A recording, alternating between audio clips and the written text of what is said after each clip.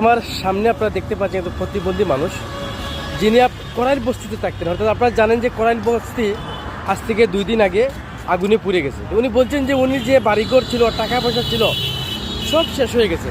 আচ্ছা, কি হয়েছে আপনার? ঘর পুড়ে গেছে? হ্যাঁ,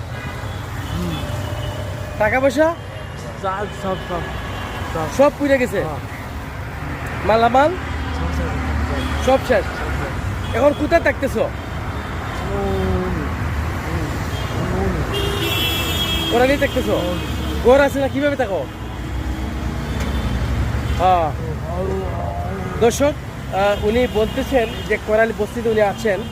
তবে উনি কীভাবে আছেন আপনাকে জানাইতে চাই। উনি বলতেছেন যে ঘরটা পুড়ে গেছে, কিন্তু এখন ওই যে পলিথিন রয়েছে, উপরে পলিথিন দিয়ে থাকতেছে, তাই না? পলিথিন দিয়া বসবাস করছেন। কত টাকা ছিল তোমার পুড়ে গেছে?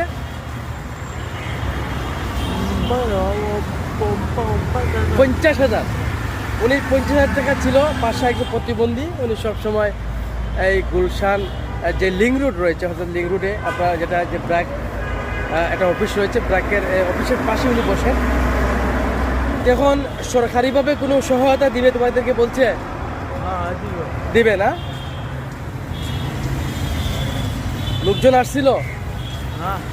আসে নাই? তোমার কাপড় টাপড় সব পুড়ে গেছে?